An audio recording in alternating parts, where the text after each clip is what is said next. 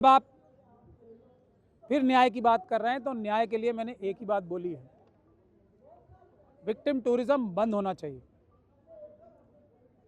इसमें एक और महत्वपूर्ण बात है, एक वकील साहिबा थी बहुत नाम निहाद। ये बात भी मैं क्यों कह रहा हूँ, क्योंकि ये अपील का ग्राउंड है। ये परिवार का ये उनके ऊपर आरोप है कि उन्होंने जानबूझ के हमारा केस हरवाया है और हमारा केस ठीक से नहीं लड़ा। प्रथम दृष्टया ये नज़र भी आता है क्योंकि SC/ST एक्ट के जो सेफगार्ड्स थे वीडियोग्राफी कराने के इन्वेस्टिगेशन और ट्रायल के दौरान, वो नहीं हुई है इस केस में। सारे लोगों ने सुप्रीम कोर्ट में पिटीशन लगाई। सुप्रीम कोर्ट ने ये कह के कि उत्तर प्रदेश में लखनऊ बेंच ने भी इसका स्वतः संज्ञान ले लिया है।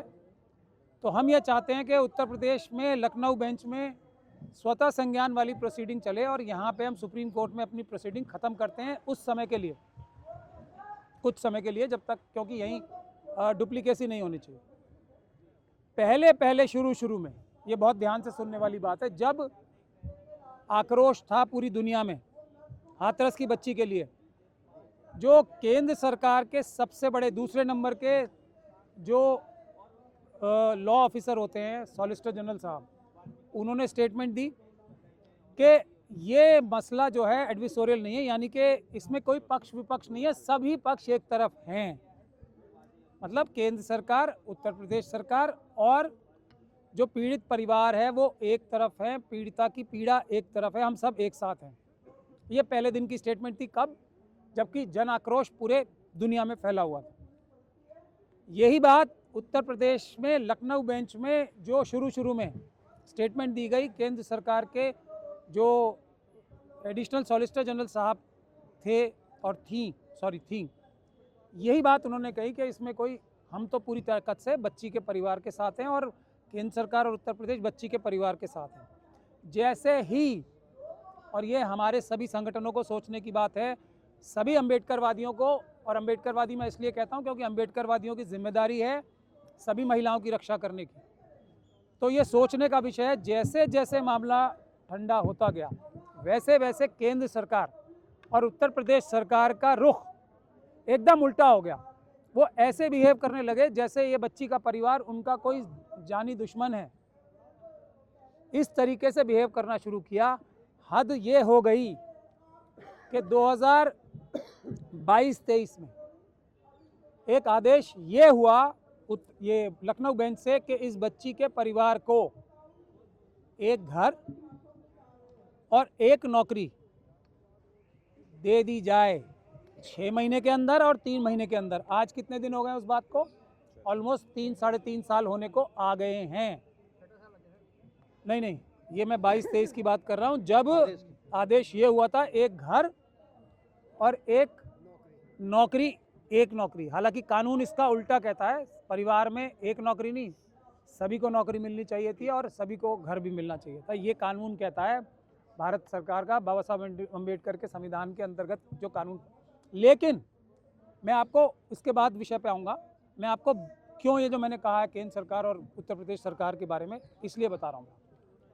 तो उन्होंने ये घर और नौकरी कितने में आ जाती? मेरे ख्याल से अगर दिल्ली में भी घर लिया जाता तो 50-60 लाख में, 1 करोड़ में घर आ जाता। नौकरी भी कम बेश इसमें ही मिल जाती। तो 1-1.5 करोड़ ना खर्च करने के लिए, इसीलिए मैं कह रहा हूँ कि आप लोग देखो किस तरह की मानसिकता है केंद्र सरकार में और उत्तर प्रदेश सरकार के अंदर बैठे लोगों की। ये 1-1.5 करोड़ खर्च नहीं करना पड़े इस बच्ची के परिवार को उस बंदी गृह से निकालने के लिए, जो उनके ऊपर बंदी बना रखा है उन्हें, उससे निकालने के लिए कई करोड़ रुपए खर्च कर दिए होंगे। किस बात के लिए? कि ये उनको घर और नौकरी ना दी जाए। बड़े से बड़ा वकील उत्तर प्रदेश में पेश किया, यहाँ से जाते थे दिल्ली से जाके, दिल्ली के बड़े बड़े एडिशनल सॉलिसिटर जनरल पेश होते थे। किस लिए? इस बच्ची के परिवार को घर नहीं देना है, एक नौकरी नहीं देनी है। ये करोड़ों रुपए खर्च किए। फिर जब हम वहां से जीत गए लखनऊ बेंच से, तो सुप्रीम कोर्ट में अपील की।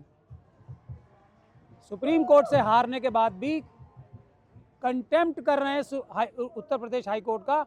लेकिन दुख की बात यह है कि उत्तर प्रदेश हाई कोर्ट ने हमसे ये कहा है कि हम सारी पिटीशन एक साथ सुनेंगे, बच्ची के घर वालों को घर भी नहीं देंगे और नौकरी भी नहीं देंगे जब तक, हालांकि ये कंटेम्प्ट कर रहे हैं, हम इनके खिलाफ एक्शन ज़रूर लेंगे, लेकिन तब तक के लिए बच्ची पीड़ित रहेगी। अब उससे भी बड़ा मुद्दा जो था, ये सुओ मोटो कॉग्निजेंस जो ली थी उत्तर प्रदेश में लखनऊ बेंच ने, जो मुद्दा यहाँ भी था सुप्रीम कोर्ट में भी, सुप्रीम कोर्ट ने लखनऊ बेंच के हवाले किया था, माननीय लखनऊ बेंच के।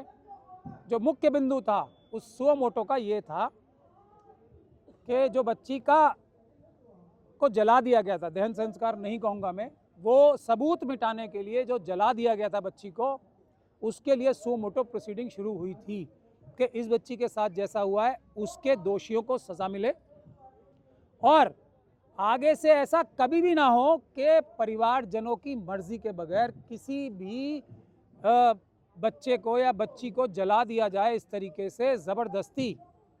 डिग्निफाइड जो क्रीमेशन होती है उसको इंश्योर करने के लिए जो सुओ मोटो प्रोसीडिंग शुरू हुई थी, हाथरस के केस में अभी तक एफआईआर भी दर्ज नहीं हुई है, जो कि मुख्य बिंदु था। सारे सबूत मिटाने के लिए ही लाश को उसकी बच्ची की जलाया गया था, क्योंकि उसमें उत्तर प्रदेश सरकार के highest officers, chief secretary level के, डीएम लेवल के, होम सेक्रेटरी लेवल के, डीजीपी लेवल के इन्वॉल्व थे।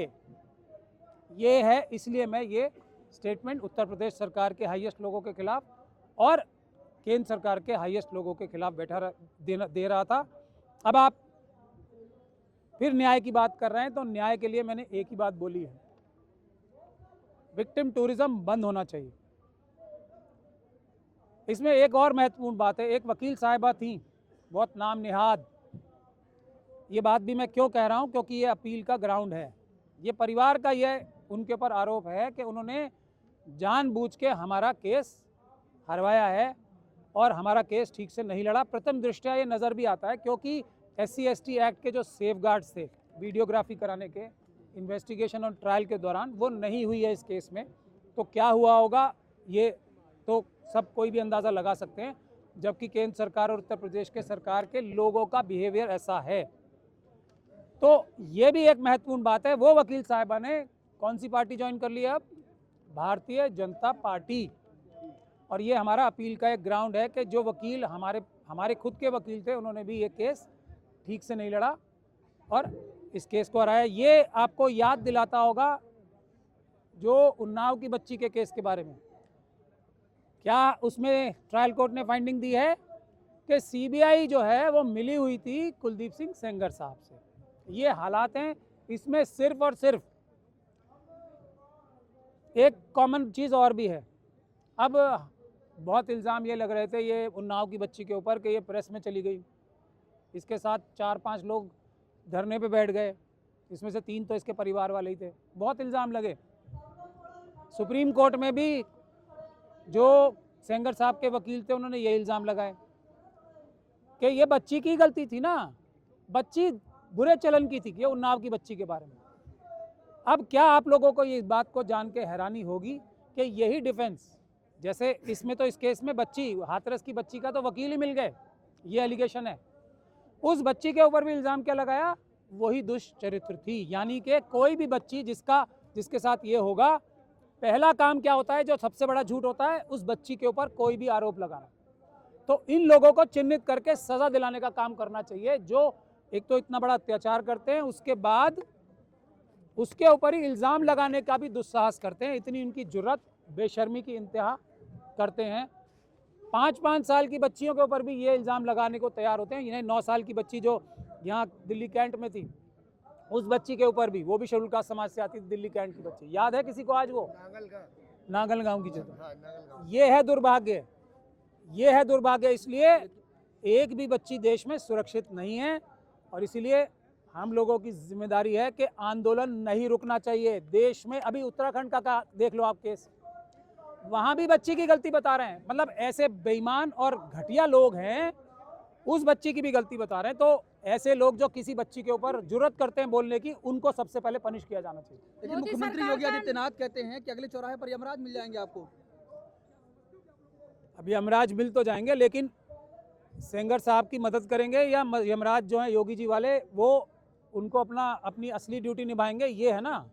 यमराज जरूरी थोड़ी है अपनी ड्यूटी निभाएंगे ही, कई बार दया भी आ जाती है किसी के ऊपर। योगी जी ने हो सकता है कुछ यमराज जी के सामने पूजा की हो कि इन लोगों के ऊपर दया रखनी है, इन्हें मारना नहीं है। ये तो योगी जी के ये पूछिए, वो तो सही है, यमराज जी मिलेंगे या नहीं मिलेंगे वो उनकी अपनी बात हो सकती है। संविधान मिलेगा नहीं मिलेगा इसकी बात करनी चाहिए। बाबा साहब डॉक्टर भीमराव अंबेडकर का संविधान तो नहीं मिल रहा ना, हमें यमराज की आवश्यकता नहीं है, हमें संविधान की आवश्यकता है, क्योंकि जो भी हमारे धार्मिक बिलीव्स हैं वो संविधान से ही हमें मिलते हैं। और ये जो न्यायिक व्यवस्था है संविधान से चलानी, हमें अपने धार्मिक जो भी जिसके बिलीव्स हैं उससे नहीं चलानी है। हमारे लिए संविधान काफ़ी है इन न्याय दिलाने के लिए। बाबा साहब का संविधान, उसकी बात करें। क्या उन्होंने कोई एक्शन लिया अपने उन अधिकारियों के खिलाफ आज तक जिन्होंने बच्ची की लाश जलाई थी? ये सवाल का जवाब दें। ये ऐसी बातें करके लोगों को गुमराह तो ज़रूर किया जा सकता है, लेकिन उससे न्याय नहीं मिलता, इससे बल्कि न्याय से आप भटकते ज़रूर हो। ये उनको मुख्यमंत्री के पद पे रह के ऐसी बातें नहीं करनी चाहिए, मुझे ऐसा लगता है।